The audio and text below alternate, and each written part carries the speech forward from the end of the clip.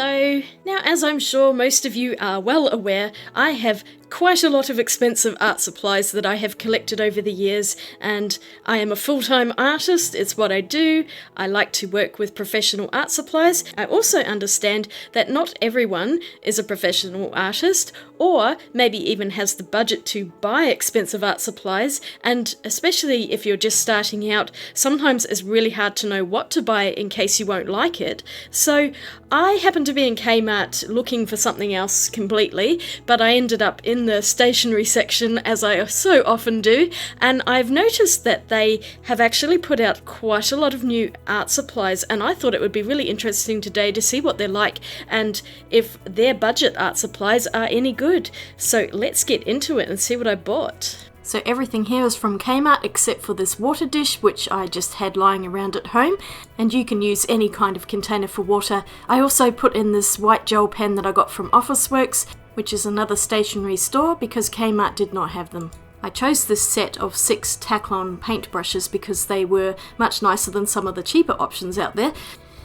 And here we have the Watercolour Art Set, which is what caught my eye in the first place and what triggered this video. I just thought it looked really cool. And then I also found this watercolour paper, A4, 24 pages and 180 GSM. I'm not holding out very much hope for this paper. It's very thin. Normally I prefer 300 GSM. These pencils cost me 10 cents and they have an eraser on there, and also some black rollerball pens, and this white gel pen, which I just decided I needed to have in there. Now, the skinny pens aren't that great, so normally what I recommend is getting the thicker of the 2 pens. This is the Uniball Signo Broad, and I highly recommend this one because it will go until the ink is dry, whereas the skinny ones tend to dry up with all the ink still inside. So the broader pen, it's a little more expensive, but is definitely a better buy. So I put both of those there so you can see them. Here's just a little rundown of what everything cost me. And I came up with a maximum of $25.10 if you use the Signo Broad white pen. As you can see, that's $4 compared to the skinny one, which is $2.52, but it's worth the money. I forgot to put a sharpener in, didn't I? So that would also cost you something. I used one of my sharpeners at home to sharpen this, and then I was just testing out the black ink pen. Very juicy indeed. And as you can see on some of these Taklon brushes, there were a few errant hairs, so usually what I do with that situation is get some scissors and gently trim off anything that is sticking out, and that just makes the brushes a lot better. But they're cheap brushes, it's what you get. The paper, it's got a nasty grey colour to it, can you see that? Although the text is reasonable, but it is very much cheap looking paper. I mean, I paid $3 for the whole pad, so I wasn't expecting very much. And normally I would say if you're going to buy some paper, get something that's a bit better quality than this.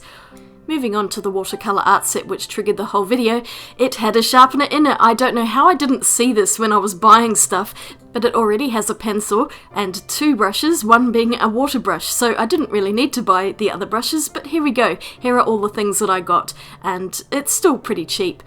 So I decided to test everything. The pink pencil is an HB standard type of pencil, and the one that came in the kit is actually a 2B pencil, so they are different from each other, which is good. And then I tested out this black pen. For some reason I thought it was a 0.5, but actually it's a 0.7 because it is way too thick to be a 0.5, and then I decided to test to see if it's actually waterproof, and unfortunately it's not. This would be what I'd call water resistant, so not all of it dissolves, but enough of it dissolves to make a right old mess. Look at that tissue. So instead I would really recommend getting something like a Uniball Eye, which is a rollerball pen, and this one is a 0.5. You could see it has a much skinnier line than that 0.7 pen. These are 100% waterproof and they will not lift in water. None of the ink gets picked up there. I changed that to 0.7 so I wouldn't forget, and then I swatched all of the paints out with the water brush. As you can see, some of them are not very good. I mean, I wasn't expecting very much for $8 really, but actually quite a lot of the colours were surprisingly saturated, and you can see like the yellows especially had a really high pigment load. And they weren't too chalky when they dried either, which is really great because I know that these have to be filled with a lot of filler and extra stuff that you would not get in professional paints.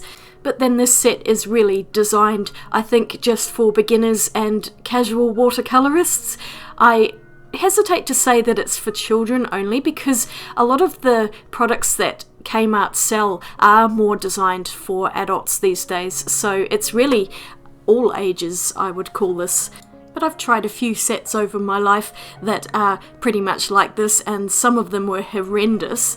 This one was actually pretty decent, so I have to give Kmart some credit for putting out a half-decent product that anyone can use. As you can see, I had some confusion here because for some reason I had an extra paint down there, and then I realised I hadn't swatched the white one in the top left-hand corner, which is why there's one missing. Oops!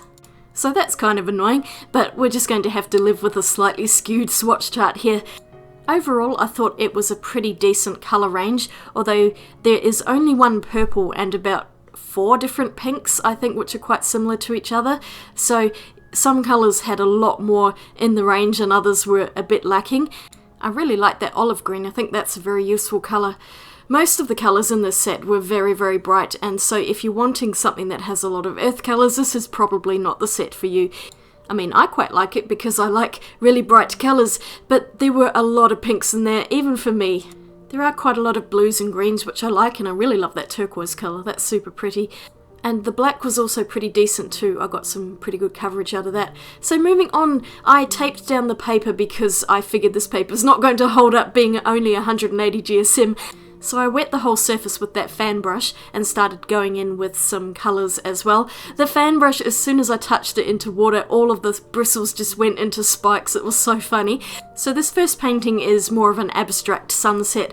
I really wanted to see how the paints would spread on the paper and how the paper would hold up to a lot of water, because this is how I would treat other watercolour paper. This is my style of painting, and I thought I might as well do as much testing on it as possible. I did let that layer dry, and here I'm going in with that really stupid fan brush. Oh man, I wish I had a big flat brush for that.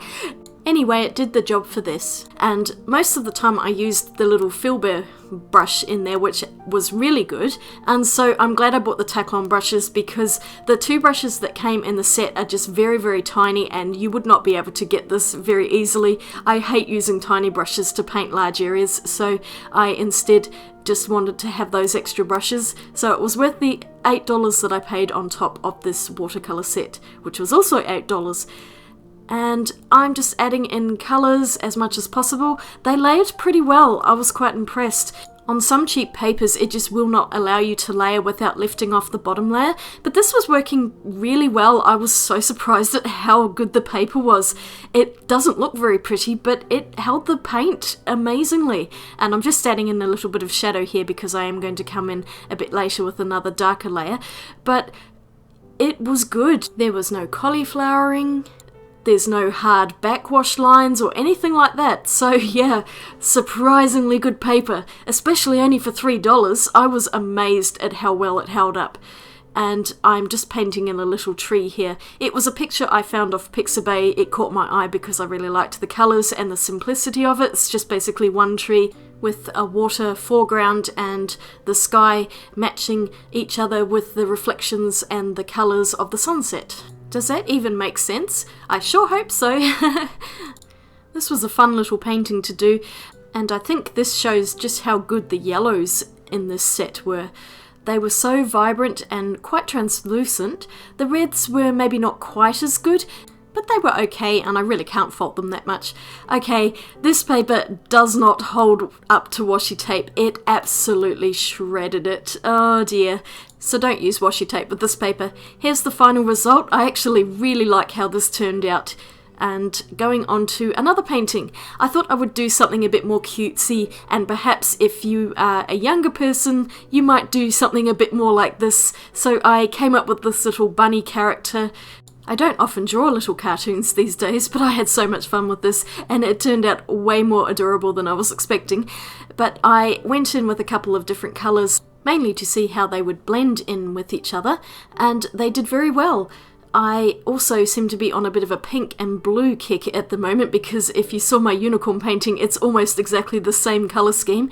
But it's just a really fun one, and I really love bright pink for some reason at the moment.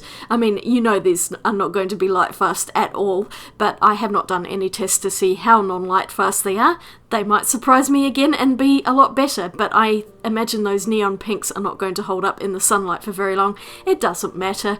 I just wanted to paint some fun little colours and do something nice and bright. And hopefully you can see that the paints were actually holding up really well and layering on top of each other once again with a lot of ease and not leaving any nasty lines or anything. So yeah, I was really happy with that. Although the paper did start to peel up, so it does have its limits and it doesn't hold up as well as cotton paper, but I would expect cotton to be a lot more durable, and it's also much more expensive, so I would expect it to perform better. But yeah, for $3 I cannot fault this. The only thing I really didn't like is that horrible grey tinge to it. It didn't affect the paints, I don't think, too much. The colours still looked pretty bright on it, and once I'd covered it you couldn't really tell that it was a grey background. So, I mean, it's not a deal breaker, but it's just not aesthetically pleasing. The gel pen was horrendous. It bled so badly, so I ended up grabbing a Pet Artist fine liner, which was so much better, and honestly I just wouldn't bother with these gel pens in the future unless you're using them just to draw without any water on there. So I would definitely say don't get the black gel pens and instead get a decent fine liner or rollable pen that has waterproof ink. It makes the hugest difference, and generally they don't bleed the way that gel pen did, so you can get much nicer lines and they are a lot less frustrating. It's worth paying a little bit extra for a really good pen. And since I'd pulled that white pen out, I thought I might as well use it in this one, just to add a few little highlights and cover any mistakes where the paint had run over the lines.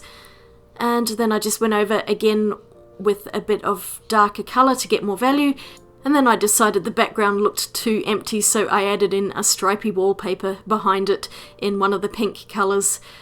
Oh yes, very neat and tidy here. And the ears had faded a bit too much, so I thought I'd just darken those up with a bit more of a deeper colour using the blue and the pink that I'd been using before. None of the lower layers lifted at all, which is really fantastic. So overall I was really happy and impressed by these cheap Kmart products, and here's the final little picture here. Let me just give it a quick rundown on what I thought of these supplies. I'm really glad I got the brushes. I thought that these were actually really good, and so I would highly recommend these if you want to get some extra brushes outside of the set.